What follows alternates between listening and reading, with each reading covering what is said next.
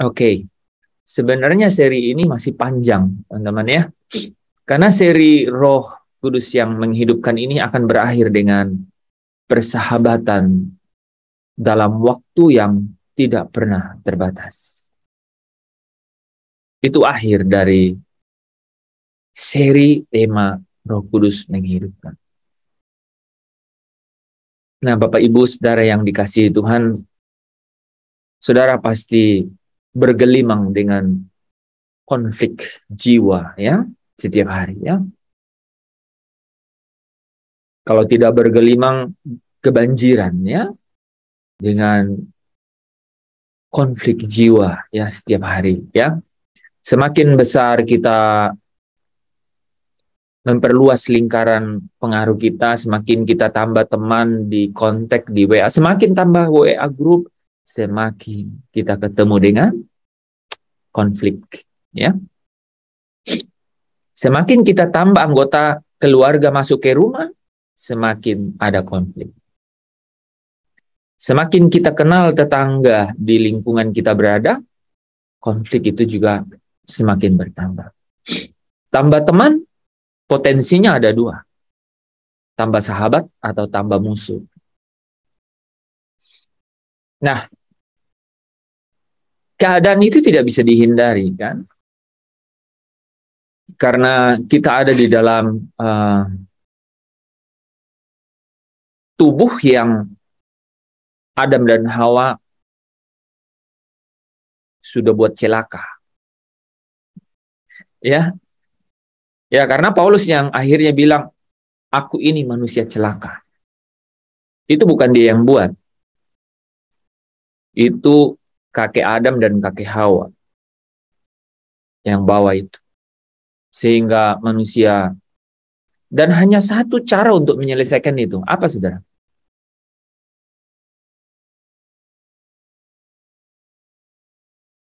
Tubuh yang punya keadaan seperti itu hanya satu cara untuk menyelesaikannya. Apa itu? Rohnya dihidupkan kembali.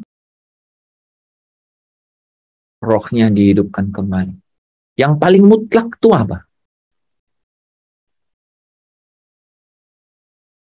Ya, manusia harus mati. Ya. Mati.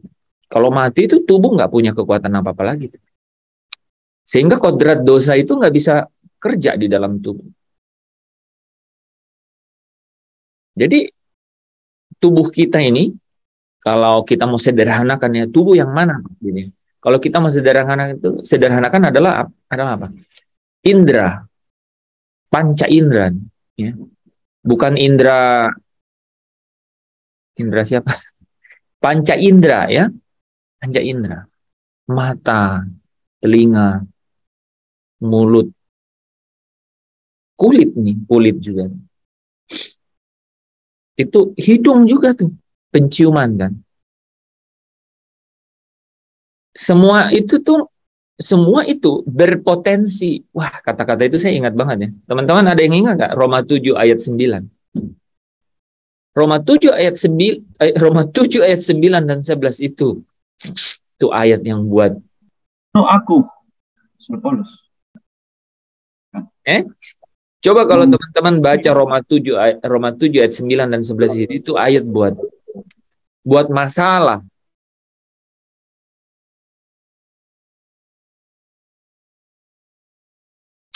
Saya kalau bisa ada satu orang yang baca ayat 9 berpotensi menghidupkan dosa. Ya coba baca ya. Jadi kita ingat nih. Jadi saudara tahu nggak? Bicara mengenai Roh Kudus menghidupkan, itu tidak punya apa ya? Tidak punya ruang yang pas atau relevan gitu ya. Kalau kita nggak tahu ayat Roma 7 ayat 9 dan 11 itu. Nggak relevan untuk dibicarakan loh. Coba ada yang baca ayat Roma 7 ayat 9 dan Roma 7 ayat 11. Ya, baca Bayan. Coba ayat 9. Dahulu aku hidup tanpa hukum Taurat. Akan tetapi sesudah datang perintah itu, dosa mulai hidup. Terus. Terus Pak sampai 11 ya? Itu Bapak baca ayat berapa ya? Roma 7 ayat 9. Roma 7, jangan-jangan saya salah nih ya. Soalnya, saya bentar. 5. Enggak. Nah, benar-benar ayat 11.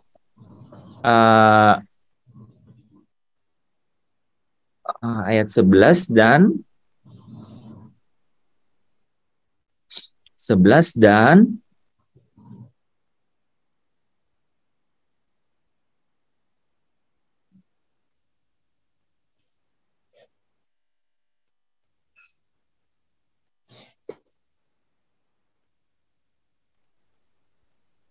tadi ayat 9.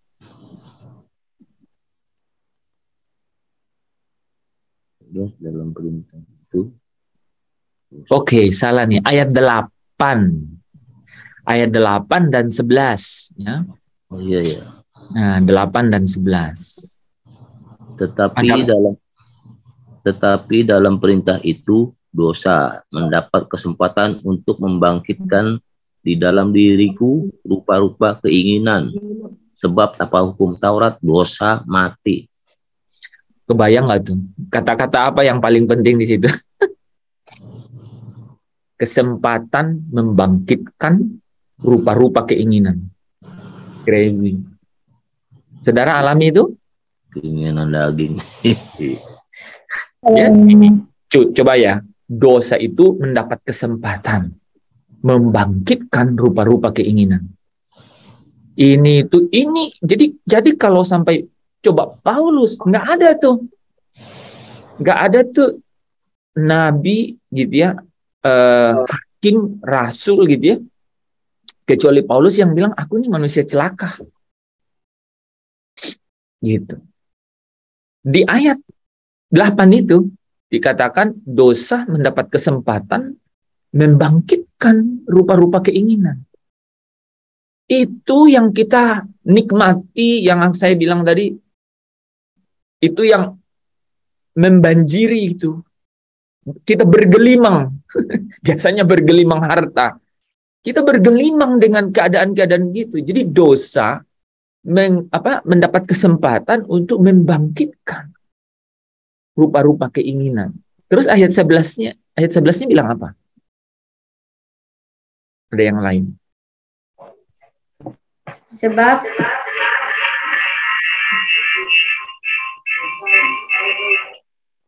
Sebab perintah itu dosa mendapat kesempatan untuk menipu aku, dan oleh perintah itu ia membunuh aku. Jadi saudara, saya senang sekali dengan, jadi gini, ini yang membuat Roma pasal 8 tiba-tiba bilang hukum roh kehidupan. Rohlah yang memberi hidup. Ini yang membuat tiba-tiba ayat pertama Roma pasal 8 itu bilang tidak apa, sebentar ya, karena ada kata sambungnya itu. Ayat 2, Pak. Iya, enggak. Jadi di ayat satunya itu teman, demikianlah sekarang. Jadi ada kata demikianlah sekarang. Jadi ada sesuatu yang kemudian terkondisi di awal sehingga dibilang demikianlah sekarang, gitu.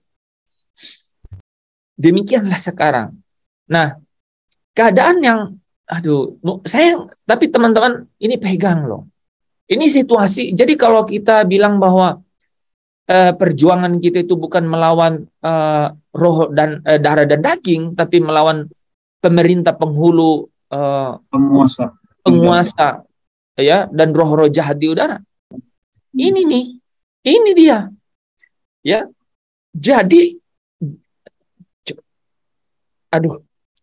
di dalam perintah dua-duanya ngomong begitu. Ayat 8 ngomong begitu, ayat 11 juga ngomong begitu. Di dalam perintah loh. Di dalam perintah Allah. Di dalam perintah Allah itu dosa itu mendapatkan kesempatan, dua-duanya bicara ya, ayat 8, ayat 11 juga mendapat kesempatan. Betul nggak? Betul nggak, saudara, bahwa di dalam kehidupan kita sehari-hari itu, dosa itu mendapat kesempatan? Dan yang menarik di situ adalah dia membangkitkan rupa-rupa keinginan. Nah, kan kita ngalamin tuh, apa saja kan, dan keinginan itu dibangkitkan lewat panca indera. Ya, makanya kan ada lagu gini kan, hati-hati gunakan matamu, hati-hati gunakan apa?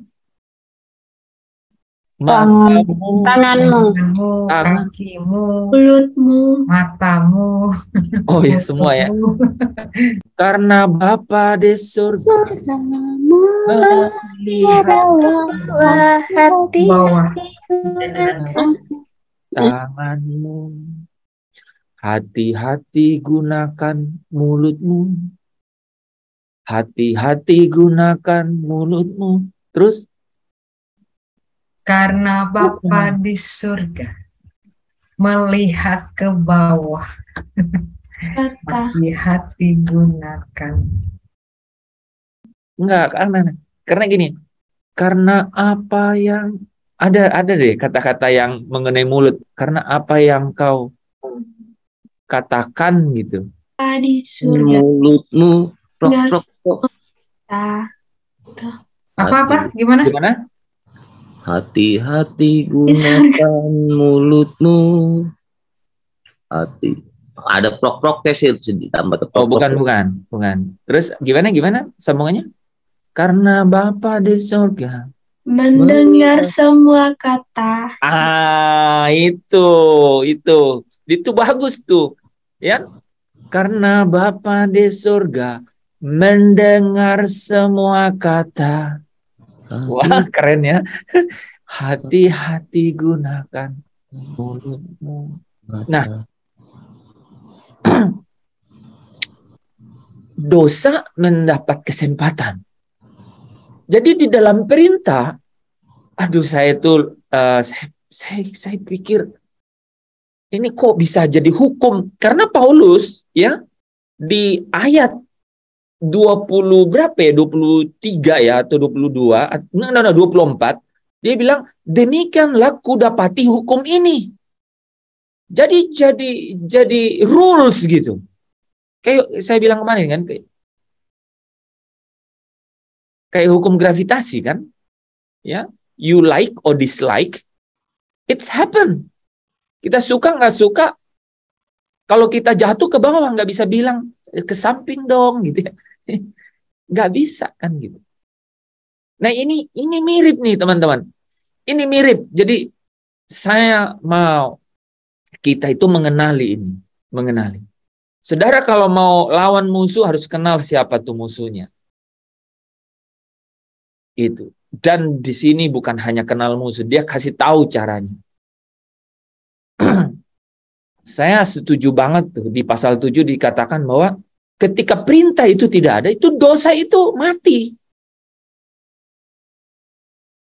Ya kan? Tapi ketika perintah itu ada, dosa itu hidup. Saudara bisa bayangkan nggak apa yang terjadi? Perjuangan kita bukan melawan darah dan daging, tapi melawan penguasa.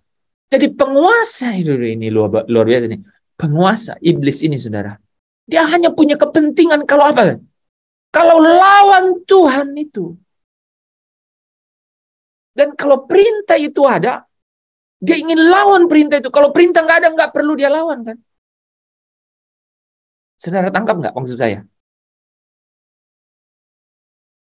Gitu loh. Nah, jadi kita semakin mengenali diri nih. Semakin mengenali diri. Kita harus mengenali diri. Saudara catat baik-baik, baca ulang ya. Roma 7 ayat 8, Roma 7 ayat 11. Dia bilang di dalam perintah, dosa mendapat kesempatan. Itu 2 kali diulang.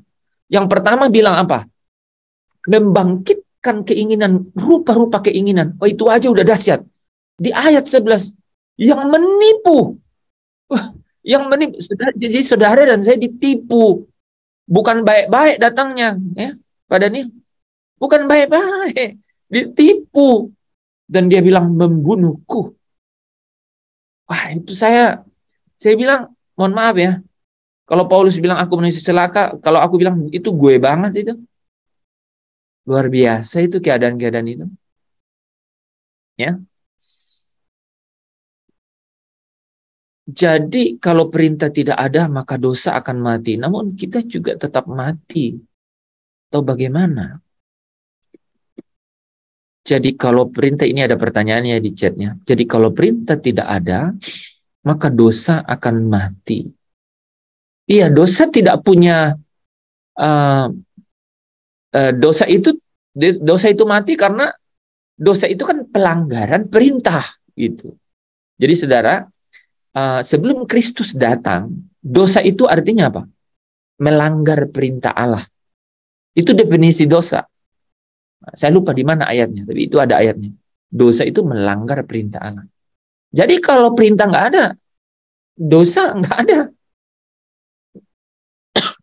Bahkan makanya di satu ayat ya, saya lupa di mana ya, tapi dikatakan bahwa begini, bahkan sejak dari Adam sampai Musa, artinya nggak ada kan, Musa kan baru ada hukum tuh. Dari Adam sampai Musa, sekalipun mereka itu nggak tahu apa yang mereka begini, mereka tidak melanggar, katanya, mereka tidak melanggar perintah seperti Adam melanggar, tapi mereka juga orang yang mereka juga ada di bawah hukum dosa yang akibat dari yang dibuat oleh Adam, tapi mereka nggak tahu, gitu. Itu tuh di antara Adam sampai Musa, sampai sebelum hukum Taurat. Mereka kan nggak tahu bahwa ini melanggar. Kalau Adam taunya jelas kan, jangan kau makan pohon mengenai pengetahuan yang baik dan jahat. Dia langgar, jelas dia tahu, makanya dia takut dan kemudian dia sembunyi, gitu. Karena dia tahu dia melanggar. Oke. Nah, saudara, itu penting sekali kita pahami itu, ya.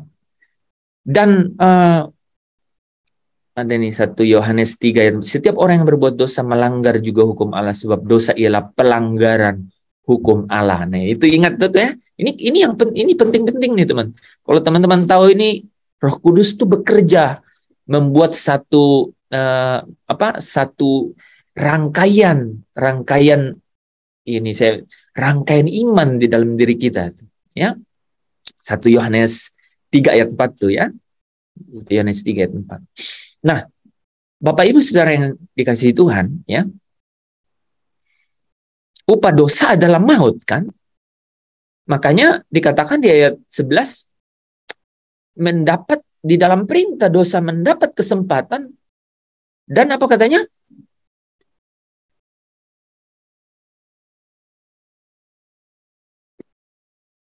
Menipu dan membunuh aku.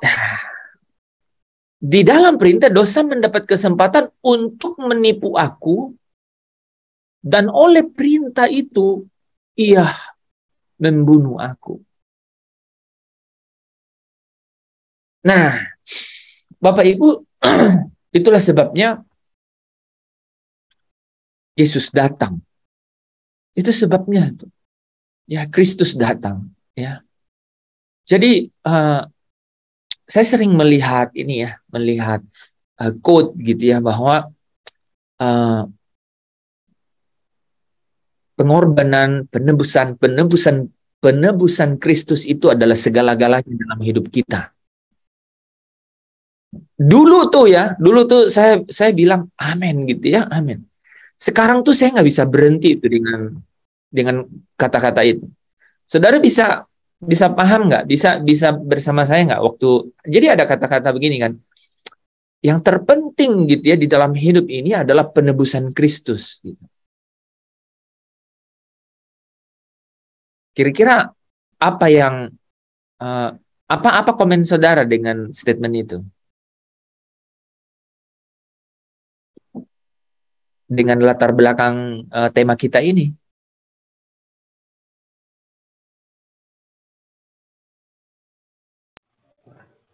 Kalau kita tidak merespon pengorbanan Kristus, maka sia-sia. Betul sekali. Pernah gini Pak Tadus, jadi orang bilang, Kristus sudah menyelesaikan penebusan.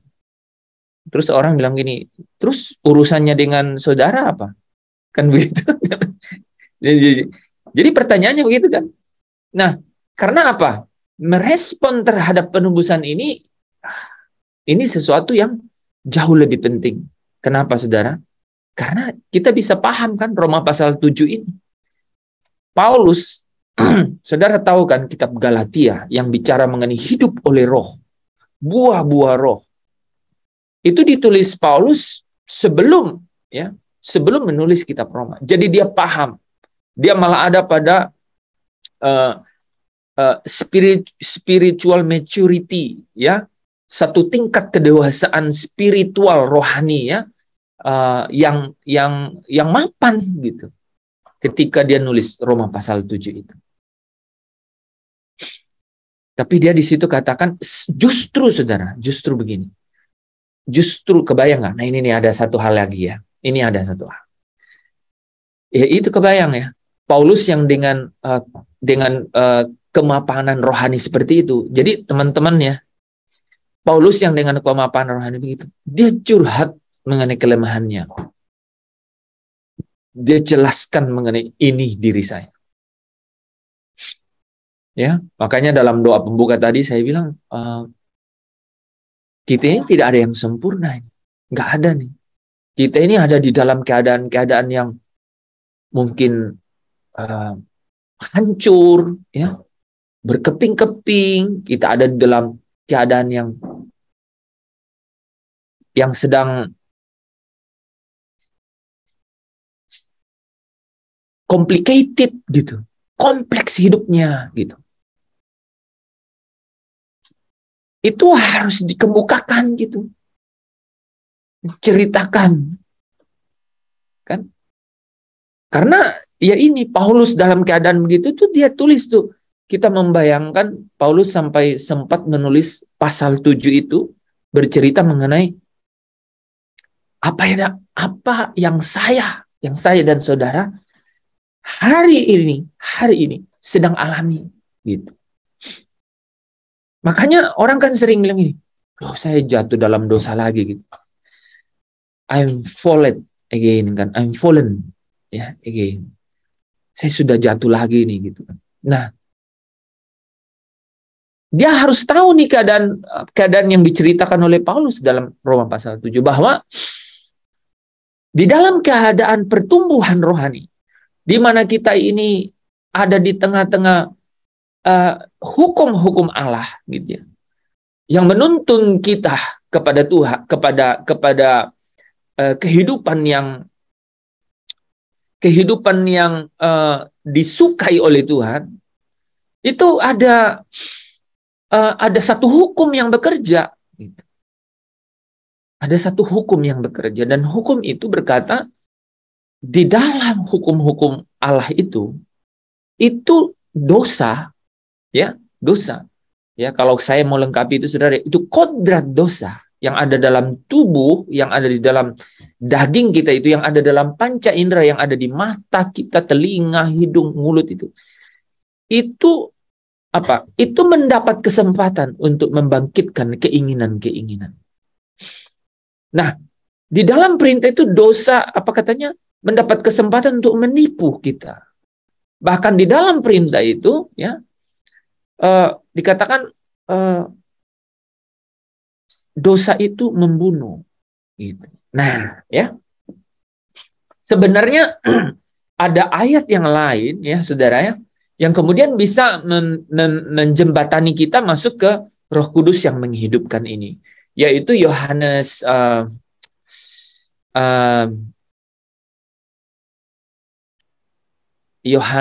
berapa? Pak Henus, Ya, mau merespon sedikit yang ayat 8 Roma 7, Pak. Ya, Pengertian silakan. yang pengertian saya ini mengenai Roma ayat 7 itu, Roma 7 ayat 8, tetapi dalam perintah itu dosa mendapat kesempatan untuk membangkitkan di dalam diriku rupa-rupa keinginan. Sebab tanpa hukum Taurat dosa mati. Nah, disambung di situ, sebab tanpa hukum Taurat dosa mati. Artinya ketika tidak ada hukum Taurat ini, manusia tidak tahu kalau dia berbuat itu dosa. Jadi artinya dosa mati. Tapi ketika hukum Taurat diberikan, mereka baru sadar, waduh, ternyata ini dosa nih. Pengertian Betul. saya seperti itu, Pak. Gitu Memang ya. betul persis yang saya jelaskan tadi kan, bahwa itu karena apa? Dosa itu melanggar perintah. Nah, tanpa perintah tidak ada pelanggaran perintah dong. Iya. Dosa tidak ada. Logikanya begitu. Jadi bukan hanya ngomong Taurat nih. Ya, bukan hanya bicara Taurat, tapi ketika perintah itu nggak ada, maka tidak ada istilah melanggar perintah kan? Jadi ya dosa tidak ada gitu. Yang paling menarik itu adalah orang dari zaman Adam sampai sebelum Taurat. Itu blank. Artinya dosa tidak itu maksudnya manusia ini tidak tahu gitu bahwa itu dosa. Gitu Iya. Ya. Ini manusianya kan, tapi secara pengertian saja, kalau dosa itu melanggar perintah atau melanggar hukum, maka kalau perintahnya nggak ada, betul ya, dosa itu tidak terdefinisi kan, karena tidak ada pelanggaran berarti. Ya, itu belum terdefinisi karena belum ada perintah. Jadi tidak ada pelanggaran gitu. Nah, tetapi setelah Kristus datang, Oke, sebelum ke sana, di pikiran saya itu muncul karena justru lebih parah kalau tidak ada perintah atau Taurat itu. Kenapa? Manusia akan terjerumus terus di dalam masuk ke dalam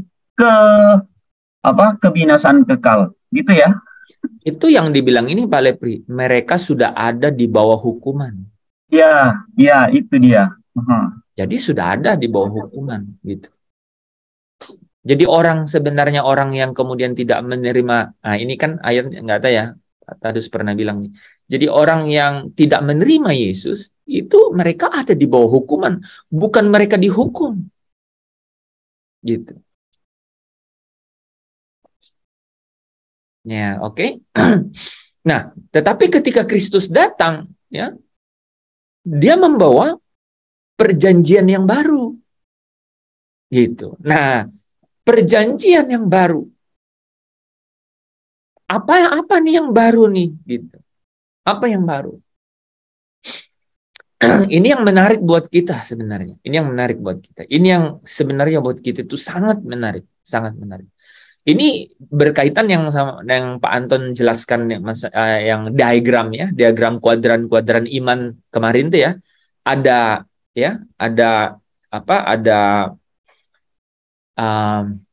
ordinat, namanya ordinat ya. Ada ordinat yang bicara mengenai ketaatan, ada ordinat yang bicara mengenai pengenalan akan Allah, gitu kan? Nah, ini dua hal yang cukup ekstrim diangkat ketika apa? Ketika Kristus datang. Ketika Kristus datang, dia ketemu dengan ahli Taurat kan? Kristus datang, dia ketemu dengan ahli Taurat. Dan tahu nggak teman-teman? Ketika dia ketemu dengan ahli Taurat, itu konflik. Tidak ketemu mereka. Cara berpikirnya itu nggak ketemu, gitu. Sampai Yesus bilang begini, kalau hidup keagamaanmu tidak lebih baik dari ahli Taurat, orang Farisi. Dia bilang apa?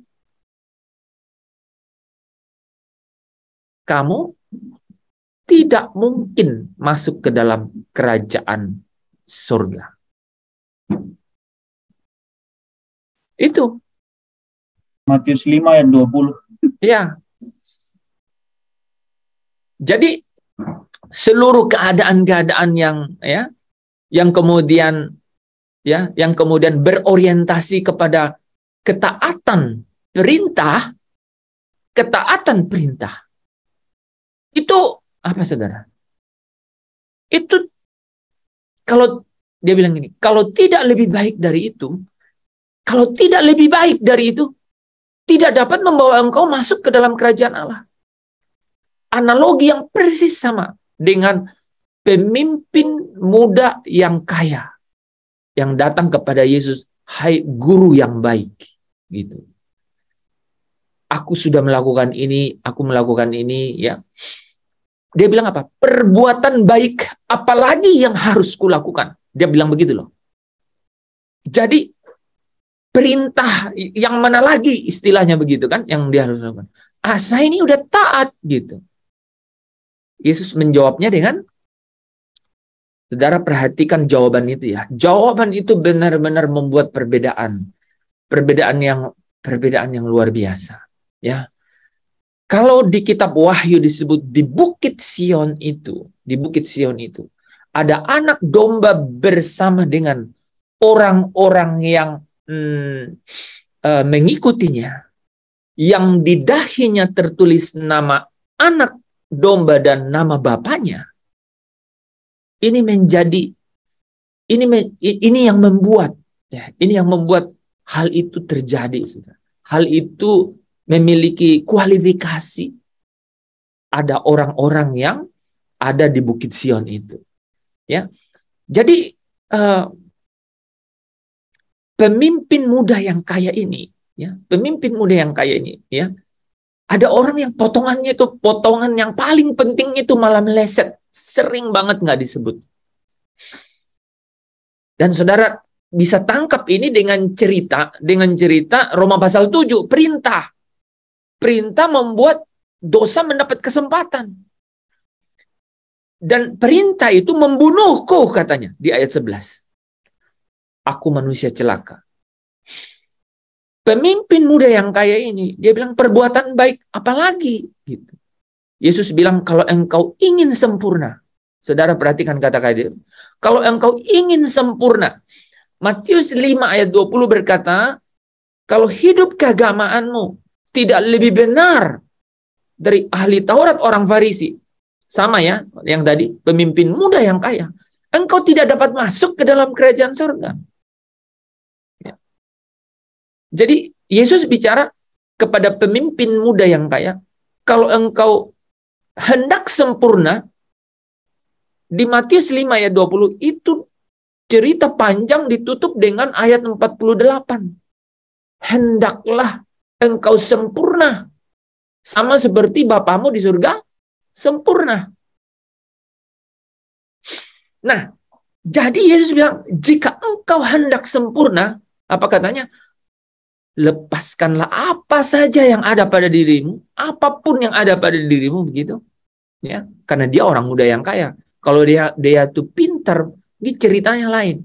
Ya, jualah dan apa? Supaya engkau memiliki harta di surga. Kalimat yang penting sebenarnya dalam percakapan itu, saudara, adalah apa? Supaya engkau memiliki harta di surga. Abraham tinggalkan Ur Kasdim untuk menuju ke satu tanah air. Jadi dia lepaskan sesuatu dan apa? Dia labuhkan atau pindahkan mindset, fokus berpikirnya, hatinya itu ke surga, gitu. Itu mindset yang sangat beda, kan? Ini yang membuat kita bisa lepas nih, saudara. Lepas dari Roma 7 ayat 8 dan 11. Di dalam perintah, dosa memiliki kesempatan. Ya. Tapi ketika kita berkata, saudara, ketika kita berkata bahwa aku melepaskan segala sesuatu, Ya, aku melepaskan segala sesuatu dan aku memindahkan hati ke kerajaan surga.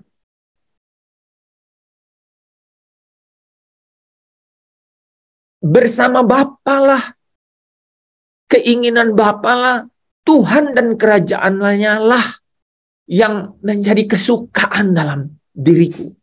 Saudara, terlepas dari saudara udah taat atau belum. Ini yang bisa menjawab kenapa Daud, ya, orang-orang itu ya saudara ya, Henok, ya, Henok, Elia, ada Daud, ada Ayub, ada Nuh.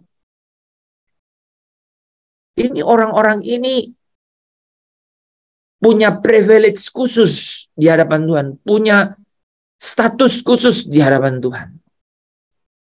Saya bisa menangkap dari situ bahwa hati mereka itu ya dilabuhkan ya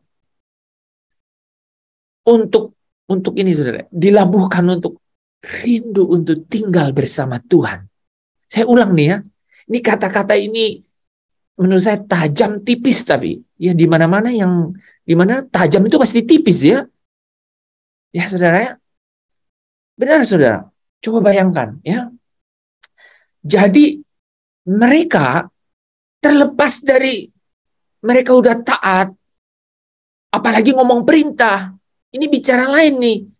Apalagi ngomong dia berdosa, dia jatuh. Itu ceritanya udah. Ini bicara mengenai dia itu memiliki kesukaan, kerendahan untuk tinggal bersama Bapa.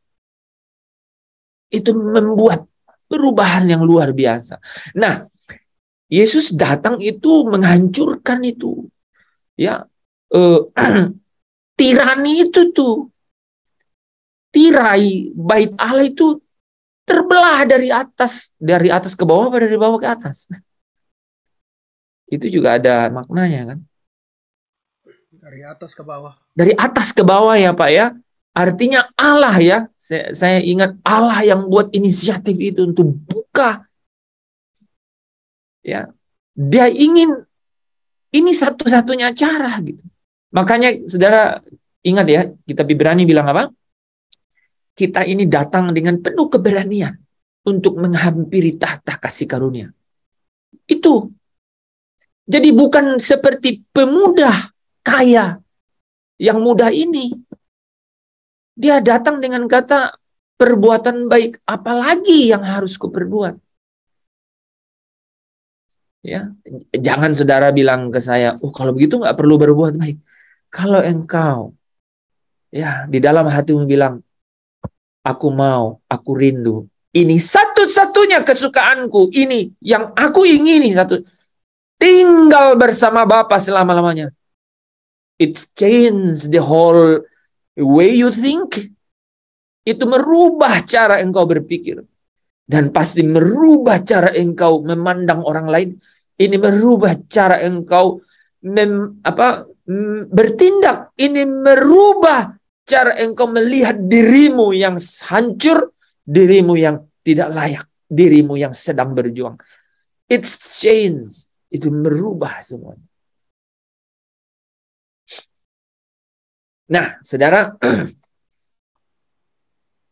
untuk itulah ya, ketika habis Roma pasal 7 itu, ketika Paulus bilang aku ini manusia celaka dengan semua keadaan ini, maka Roma pasal 8 mulai dengan demikianlah, ya, demikianlah, ya, karena di akhir dari pasal 7 itu dikatakan syukur kepada Allah di dalam Kristus Yesus Tuhan kita. Karena apa? Kristus datang membawa perjanjian yang baru. Inilah cawan perjanjian, cawan yang ditumpahkan ya karena kamu, ya. Cawan perjanjian yang baru, perjanjian darah. Kristus datang dengan perjanjian yang baru. Ya. Sehingga membawa kita, saudara dan saya, dengan penuh keberanian masuk ke tahta kasih karunia itu. Jadi dikatakan, demikianlah tidak ada lagi penghukuman, tidak ada lagi penolakan, tidak ada lagi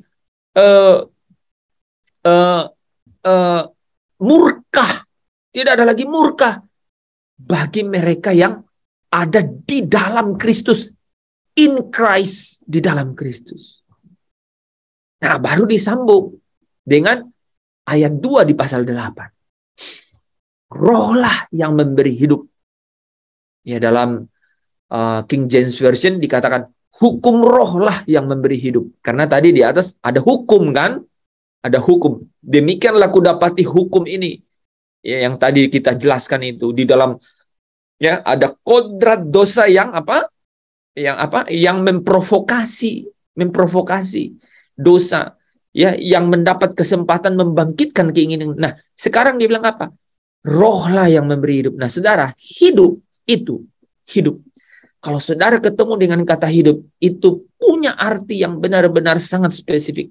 Hidup artinya memiliki hubungan. Dan hubungan yang terpenting itu yang dibangun oleh Roh Kudus adalah hubungan dengan Roh Allah. Roh Allah. Nah, saudara, makanya di Yohanes 4 itu kemudian disimpulkan bahwa engkau tidak perlu lagi ke Yerusalem, ya, atau ke Gunung Gerizim, ya, karena ada Israel Utara, ada selatan kan, ya, kamu tidak perlu, tapi apa? Hampirilah Bapa yang adalah Roh itu di dalam rohmu. Di dalam rohmu. Dan itu, saudara, hanya bisa kita nikmati dengan cara apa? Dengan cara Roh Kudus itu membuat roh kita terhubung kembali dengan Bapa di surga yang adalah Bapa dari segala roh. Hubungan ini menjadi kunci. Nah, hubungan yang terjadi di sini, saudara, itu bukan hubungan ya, yang saya cerita pertemuan terakhir, ya, bahwa sekedar kita memiliki nomor HP-nya misalnya atau alamatnya, bukan.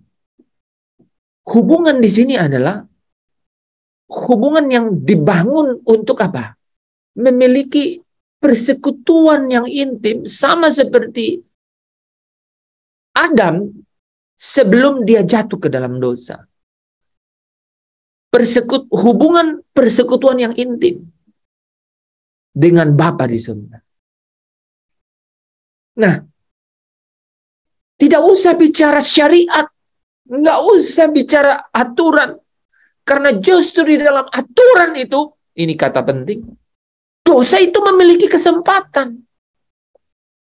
Tapi ketika engkau berkata, kerinduanku, satu-satunya yang menjadi kesukaanku, ini yang menjadi tujuan yang selalu menjadi fokus pikiranku, bersama dengan Bapa selama-lamanya. Itulah hasil, saudara, dari Roh Kudus yang membuat roh kita itu memiliki hubungan. Artinya roh kita hidup. Yohanes berapa? 10 ayat 10b kan? Aku datang untuk memberikan, tetapi aku datang, ya, supaya kamu memiliki hidup. Ya. Maksudnya apa? Coba saudara mungkin dulu gitu, ya, kalau hidup itu apa, ya? Hidup apa maksudnya? Dengan seri ini, saudara, saya berdoa supaya Roh Kudus menyingkapkan ini. Ya. Tetapi aku datang supaya kamu memiliki hidup. Artinya kembali memiliki persekutuan intim. Itu. Supaya kamu mempunyainya di dalam segala kelimpahan. Ya, Mazmur 25 ayat 14 saya berkata apa? Orang yang bergaul karib dengan Tuhan. Apa katanya? perjanjiannya. Ya, perjanjiannya diberitahukannya kepadanya. Ini tuh tidak bisa ditangkap hanya dengan nalar loh, saudara. Nggak bisa. Saya yakin saudara juga hanya bisa menangkapnya ini dengan Roh Kudus itu membukakannya dalam diri saudara. Ini sulit diterima secara secara akal, itu sulit diterima. Sulit diterima. Tapi inilah yang Kristus tuh bawa. Ya, aku datang supaya kamu memiliki zoe, hidup. Artinya apa? Hubungan apa? Persekutuan intim dengan Bapa kembali. Artinya punya pergaulan. Nah, semua ini saudara, ini kalau kita mengerti ini, kita jadi tidak bertanya-tanya. Kenapa ya Elia, Henok gitu ya, Nuh, ya, Ayub, Daud, kenapa bisa? Allah itu tidak pernah berubah. Allah yang dulu itu dengan Allah yang di dalam Yesus Kristus menyatakan diri, itu sama, Allah yang sama. Dan Pak Hens, itu jadi pertanyaan, Mang.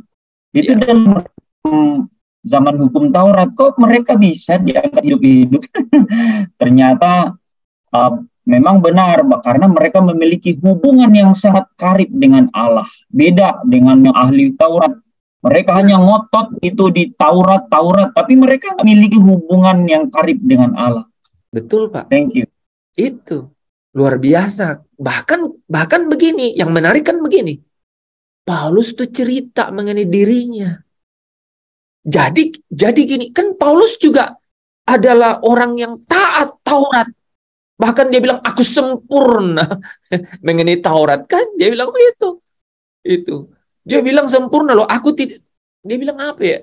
Dia bilang aku tidak apa ya? Aku tidak. Pokoknya dia sempurna, itu kata-katanya. Iya. Paulus tuh. Wah, saudara. Dan ini bukan, ini saudara ya, ini bukan sesuatu yang teologis gitu ya, yang harus orang mengerti. Enggak. Ini justru sebaliknya. Roh Kudus di dalammu dan di dalamku itu bisa singkapkan kebenaran ini. Ya. Ada Pak, di Roma 8 ayat, saya baca ya, Roma 8 tadi, benar yang mengenai itu, Roma 8 ayatnya yang ke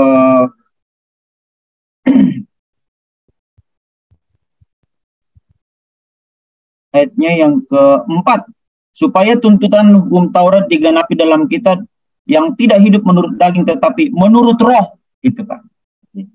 R-nya R besar. Betul ya. jadi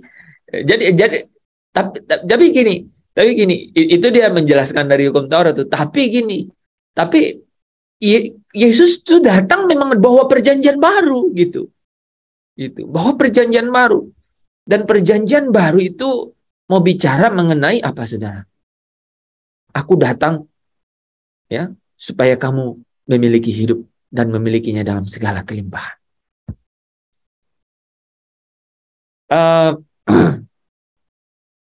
Kita kan tahu bahwa Abraham, Yakub dan Ishak itu ada dalam kerajaan surga karena Yesus yang bilang kan. Dia bilang, kamu tidak mungkin duduk bersama Abraham, Yakub dan Ishak dalam kerajaan surga. Oh, berarti dia ada di kerajaan surga. Nah, bagaimana kita bisa mengerti kenapa mereka dapat menikmati itu? Saudara tahu Yakub kan? Dia itu bergulat dengan Allah. Ya. Dan Allah mengizinkan dirinya untuk kalah dari Yakub itu. Jadi saudara nggak usah ini yang disebut terus terang gitu ya. Ini yang disebut terbuka dengan Tuhan. Ini yang diungkapkan oleh Paulus di Roma pasal 7 gitu. Aku manusia celaka gitu. Yang jahat itu ada padaku, bahkan dia bilang yang jahat yang kuperbuat. Dia bilang gitu. Rasul besar.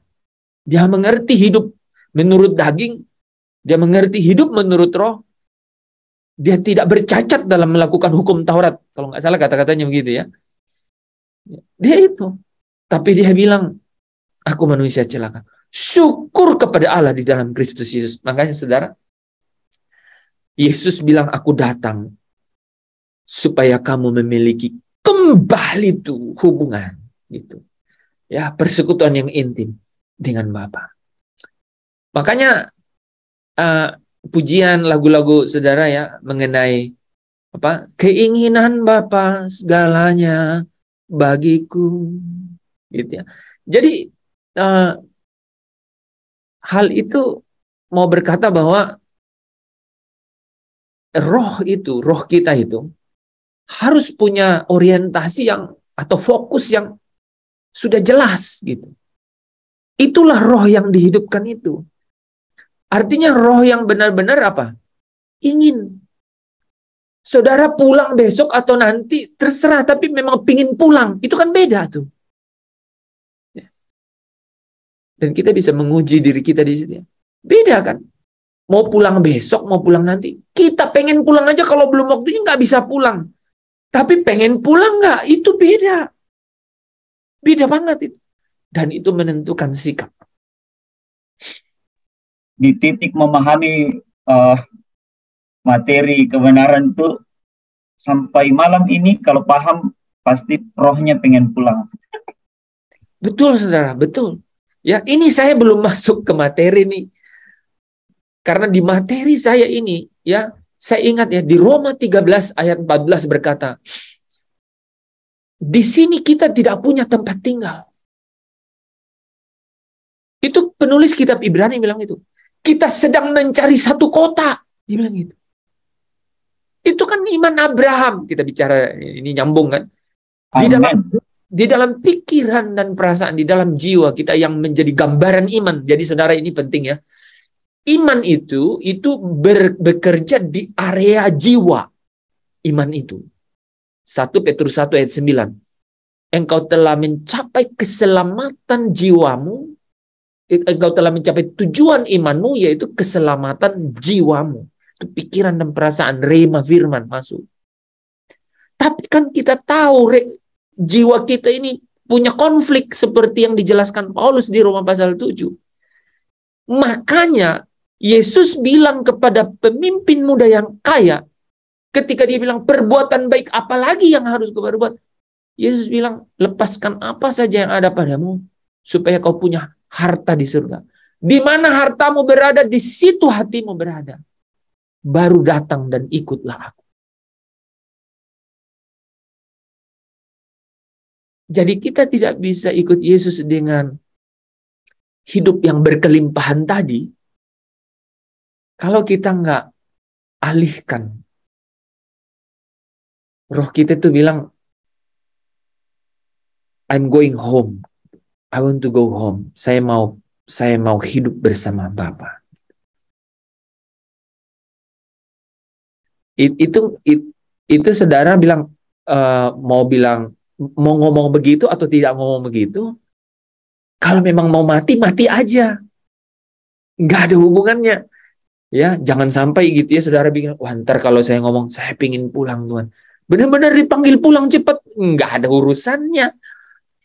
Yang berurusan dengan itu adalah apakah kita sudah beres nih, gitu, siap untuk pulang, gitu. Tuhan nggak panggil-panggil kalau kita belum siap untuk pulang, ya. Benar. Oh iya, tapi ada juga orang yang dipanggil. Kenapa? Karena apa? Karena udah berkali-kali dikasih kesempatan, gitu ya. Tapi apa? Saudara, ini yang terjadi. Jadi, Bapak Ibu Saudara yang dikasih Tuhan, sebenarnya malam hari ini tuh saya ingin menghabiskan kan materi yang kemarin. Tapi saya teringat mengenai ini harus benar-benar diulang, ya. Diulang, dan saya berdoa ya supaya Roh Kudus yang menyingkapkannya kepada saya dan saudara. Perintah tuh, di dalam perintah dosa mendapat kesempatan. Ya. Tetapi syukur kepada Allah di dalam Kristus Yesus Tuhan.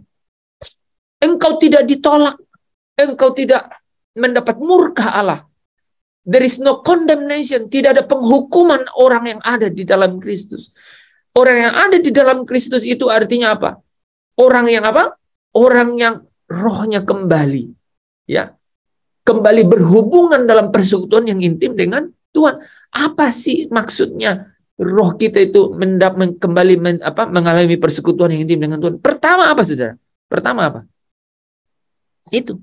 Lepaskan yang lain. Pindah. Supaya engkau punya harta di surga.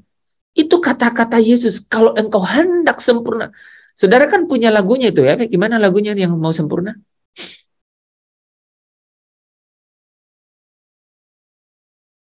Sempurna seperti Bapa, serupa dengan Yesus, teladanku. Nah, jadi kalau mau sempurna, Yesus berkata, lepaskan yang lain. Apapun latar belakang saya dan saudara. Supaya engkau punya harta di surga. Maksudnya apa? Di mana hartamu berada, di situ hatimu berada. Hati kita nih. Ya. Engkau tidak akan menyembah lagi dengan syariat, dengan aturan. Tempat, tidak lagi di Gunung Gerisim, tidak di Yerusalem. Tapi in your spirit, di dalam rohmu. Artinya apa? Roh kita ini benar-benar ada. Ya, selalu rindu, selalu ingin untuk bersama dengan Tuhan. Dari sana baru perjalanannya itu dimulai. Dari sana baru dimulai. Supaya perjalanan kita itu menjadi benar. Kita jadi bisa mengerti Daud. Saudara tahu, Ayub itu bukan orang Yahudi. Bukan orang Israel. Tapi dia dikatakan apa? Ya, dia itu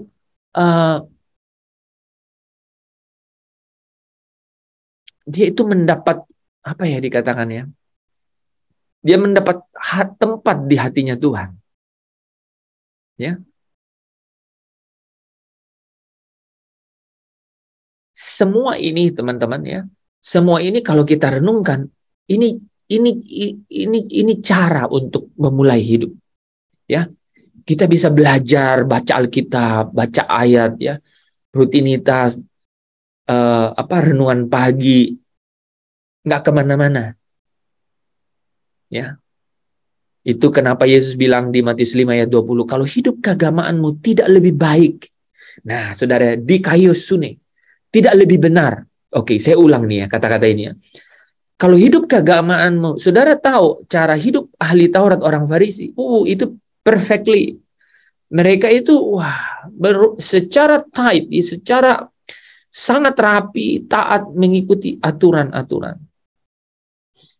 Tapi Yesus bilang, kalau hidup keagamaanmu tidak lebih benar, ya, di kaiosune, tidak lebih benar. Artinya apa? Ada yang benar dong. Yang benarnya apa? Itu kan yang harus yang benarnya ini apa? Artinya cara yang benar. Gitu. Nah, cara yang benar itu adalah cara sampai kepada Bapa itu tidak lewat aturan-aturan. Tapi apa? In spirit. Bagaimana itu maksudnya? In spirit, di dalam roh. Tanggalkan yang lain. Ya. Supaya kau punya harta di surga. Artinya apa? Hati di kerajaan surga. Kembali ke pernyataan saya di awal ya. Abraham. Ditinggalkan semuanya supaya apa? Dia mencari satu kota. Satu kota. Ya. Nah, saudara ya, di Ibrani pasal 12 itu dikatakan itu adalah Bukit Sion. Itu adalah kota Allah, Yerusalem yang baru. Ya, satu tanah air di pasal 11 ya, Ibrani pasal 11. Melihat satu tanah air. Ya. Nah, Bapak Ibu Saudara yang dikasihi Tuhan, Roh Kudus pasti terus menuntun kita itu. Menuntun kita untuk menemukan itu, untuk sampai ke situ. Roh Kudus menolong kita untuk sampai ke situ. Nah, saudara, ini sekarang pergumulan. Jadi saudara dan saya sudah mengerti kan. Yesus datang untuk apa?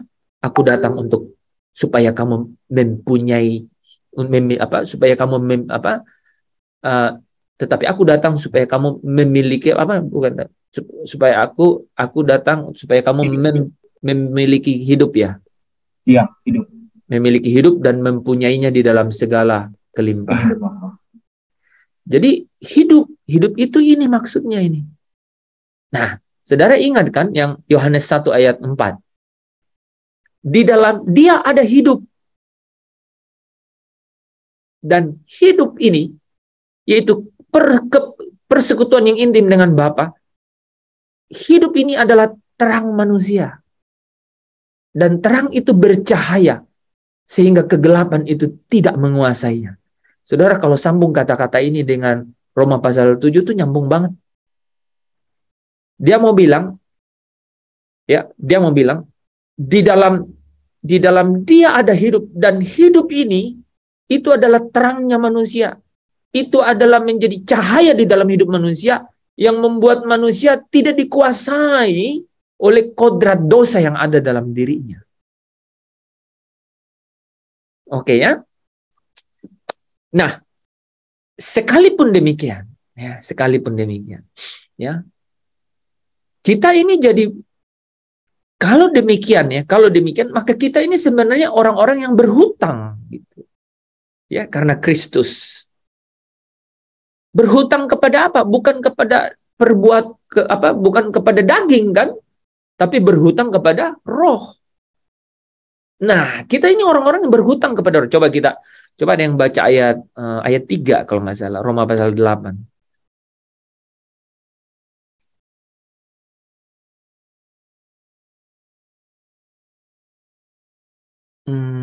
Bukan ya. Roma pasal 3 ayat yang ke-8, sebab apa yang tidak mungkin dilakukan hukum Taurat karena tak berdaya oleh daging telah dilakukan oleh Allah dengan jalan mengutus anaknya sendiri dalam daging yang serupa dengan daging yang dikuasai dosa.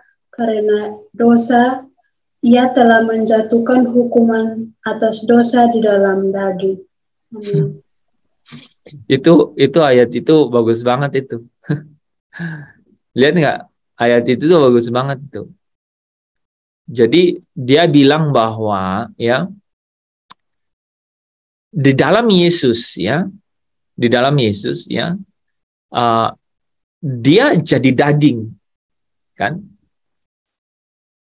yang serupa dengan daging yang dikuasai oleh dosa ya, karena dosa. Ia telah menjatuhkan hukuman atas dosa di dalam daging. Jadi kenyataan atau fakta realitas yang tadi kita bahas di pasal 7, itu Yesus substitute, mengganti itu. Jadi dia datang jadi daging gitu. Untuk mengatakan bahwa daging ini bisa dikalahkan. Nah, tapi itu kan Yesus. Nah, coba baca ayat 12.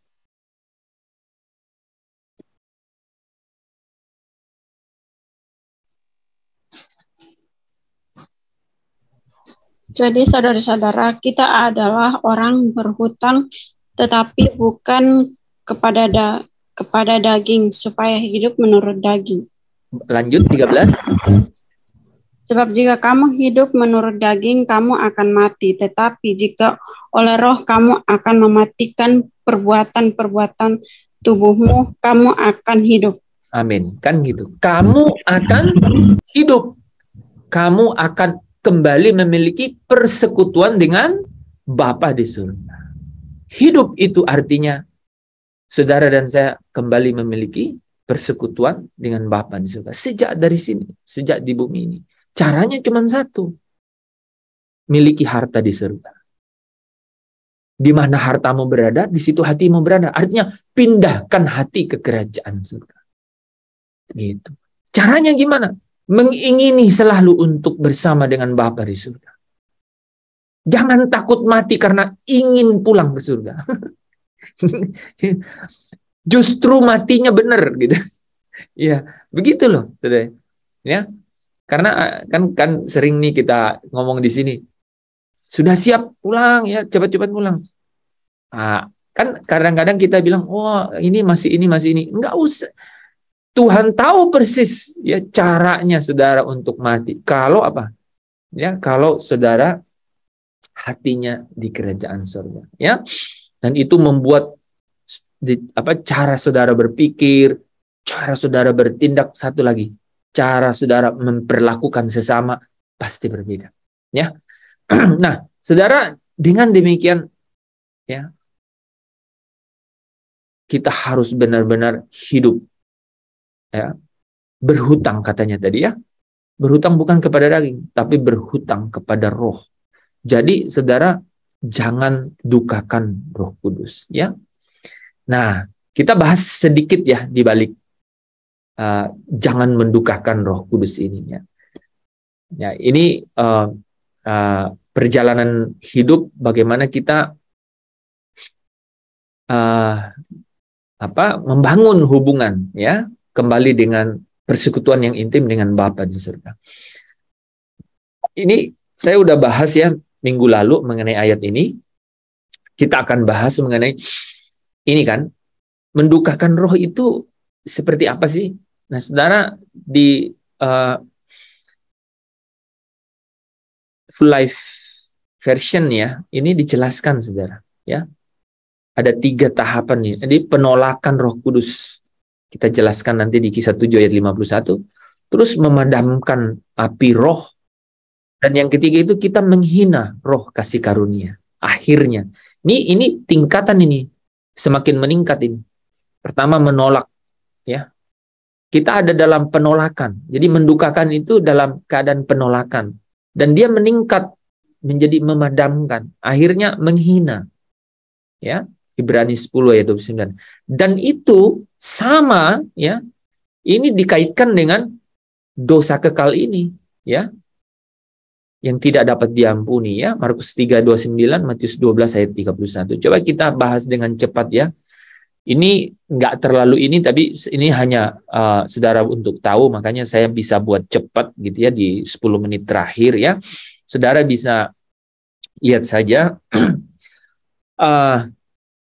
Kisah 7:51, hai orang-orang keras kepala dan tidak bersunat hati dan telinga. Kamu selalu menentang Roh Kudus. Jadi orang yang menentang Roh Kudus itu keras kepala dan katakan tidak bersunat hati dan telinga. Apa itu, ya? Mereka sama seperti nenek moyang mereka. Ini seperti orang Israel nih, ya. Adalah orang-orang yang keras kepala dan sengaja menolak kebenaran. Mereka tidak mau dibentuk oleh berbagai cara yang digunakan Allah untuk memulihkan dan membentuk ulang hidup mereka. Saudara tahu nggak? Tukang periuk, itu kalau periuk yang dibuatnya itu salah, diapain? Dihancurin lagi. Dihancurin. Terus dia buat yang baru.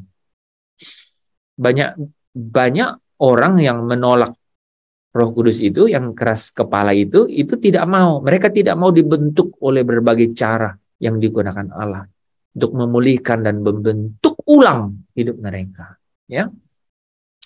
Jadi kalau kita itu sebenarnya mau dibentuk itu, ya kita harus menyerahkan diri sepenuhnya.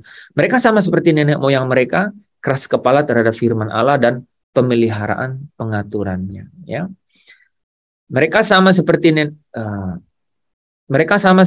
moyang mereka, sama sekali tidak tersentuh oleh cara-cara Allah untuk memulihkan mereka. Sebaliknya mereka malah menjadi marah dan berang. Ini tegar tengkuk, ya. Mereka selalu menentang Roh Kudus. Jadi keras kepala, ya. Keras kepala dan sengaja menolak kebenaran. Ini ada yang menarik di sini, ya. Keras kepala itu ya, mereka adalah orang yang tegar tengkuk. Jadi keras kepala itu tegar tengkuk dan tidak mau menyerahkan tengkuk. Nah, ini menarik nih, ya. Ini kita bisa ini loh. Tidak mau menyerahkan tengkuk mereka kepada kuk yang enak dan ringan dari perintah Allah. Nah, saudara bisa sambung ini, ya. Yesus pernah bilang, "Pikulah kuk yang kuberikan." Jadi keras kepala itu rupanya tegar tengkuk, tengkuknya tegar, tidak mau memberikan tengkuknya untuk dikasih kuk gandar tuh. Untuk apa? Untuk menuntun, ya, pada arah yang benar. nggak mau kasih.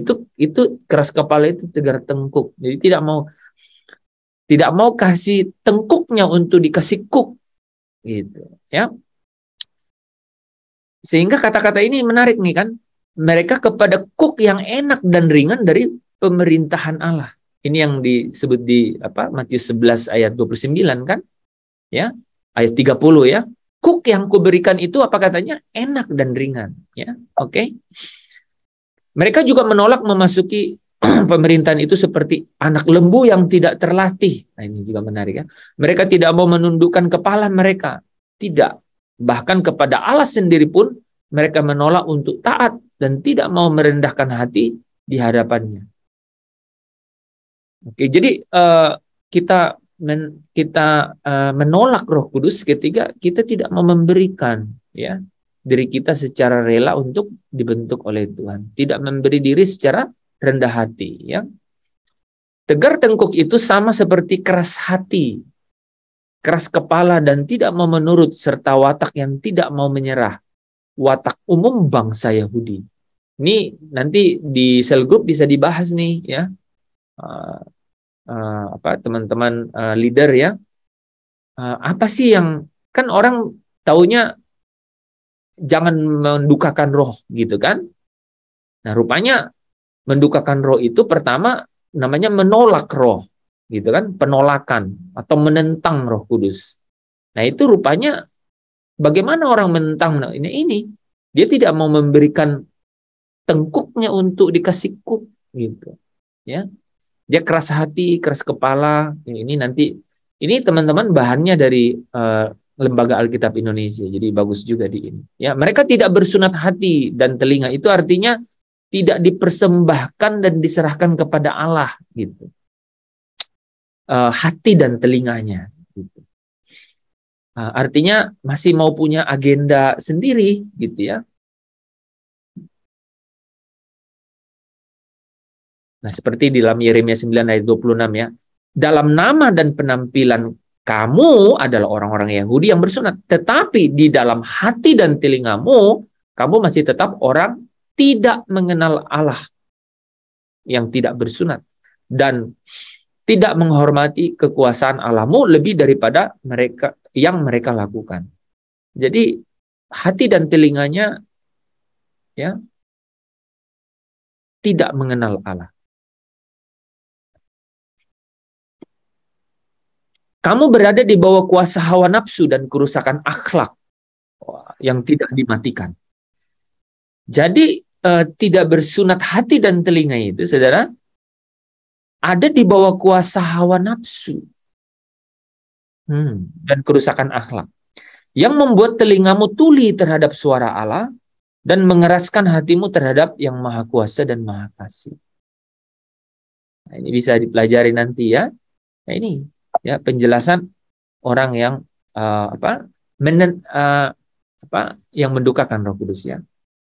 Kolose 2 ayat 11, dalam Dia kamu telah disunat bukan dengan sunat yang dilakukan oleh manusia, tetapi dengan sunat Kristus yang terdiri dari penanggalan akan tubuh yang berdosa.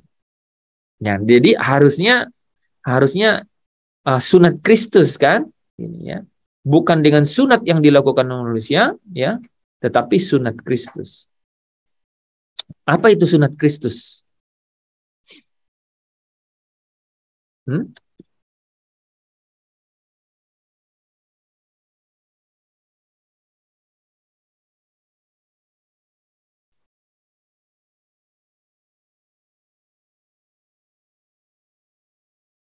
Ya, saudara, sunat Kristus itu adalah ketika saya dan saudara itu ya dilepaskan ya dari apa?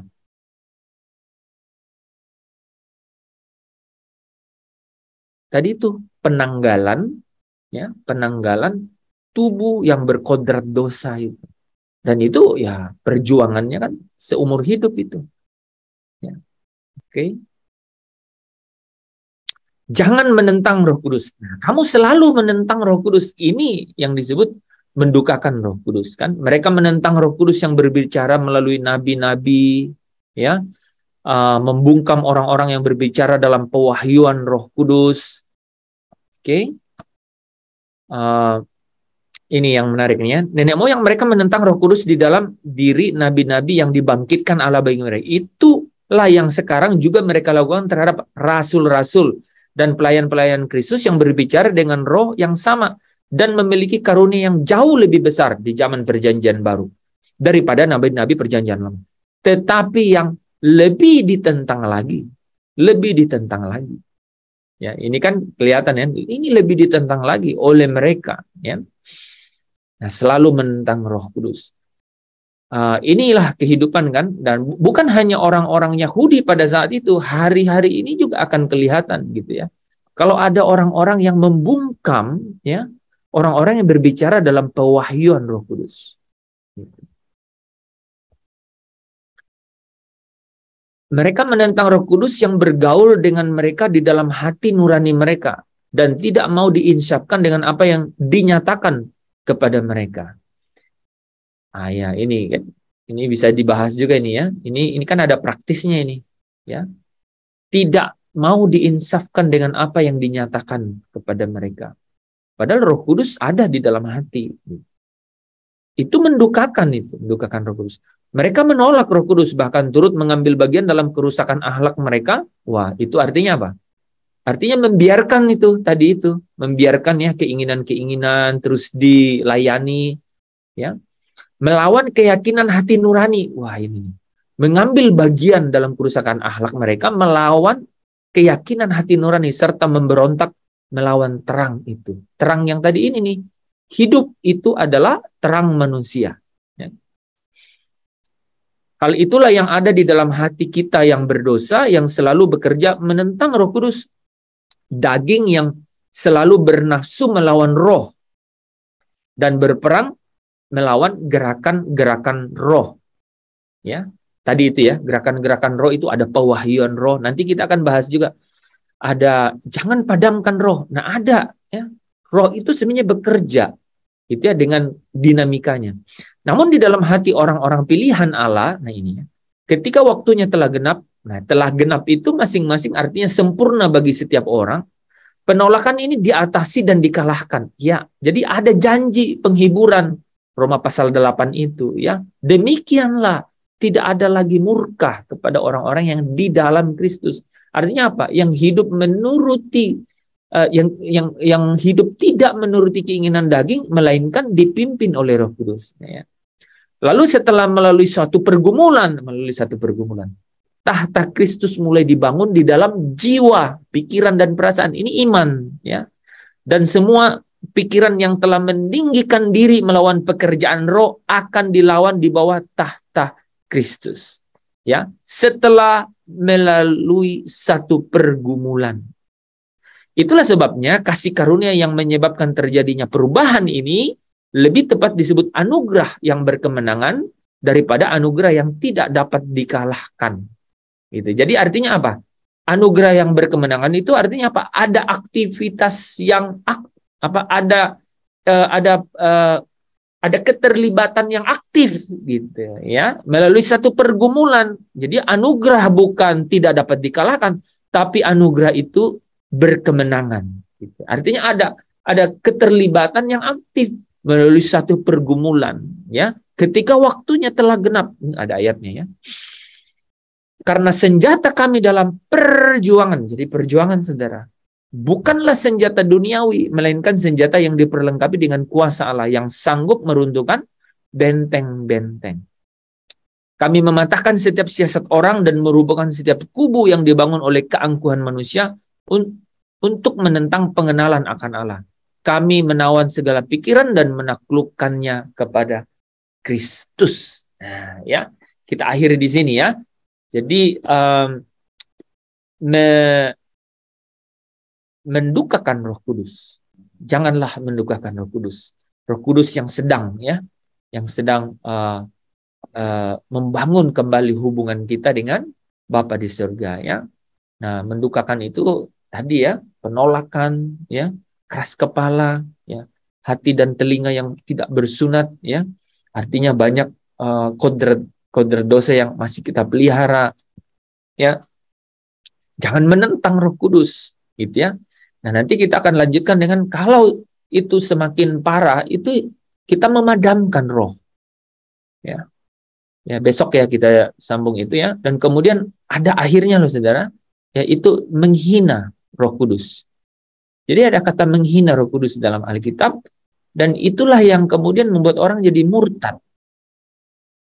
Ya, jadi murtad, dan kemudian itulah yang disebut dosa kekal, ya, tidak dapat diampuni.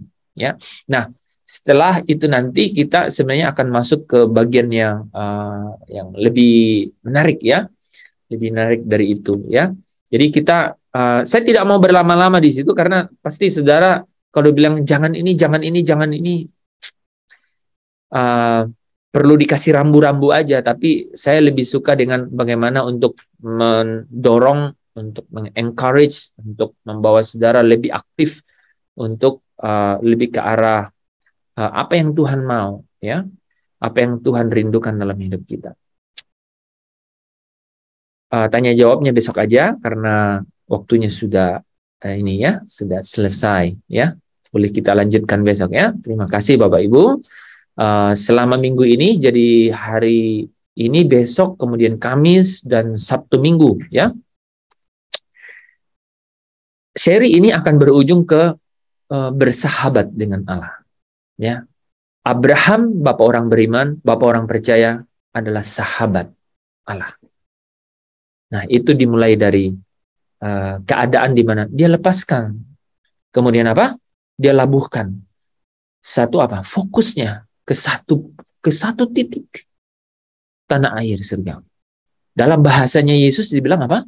Milikilah harta di surga. Di mana hartamu berada, pasti hatimu ada di situ. Ya. Amin. Ya.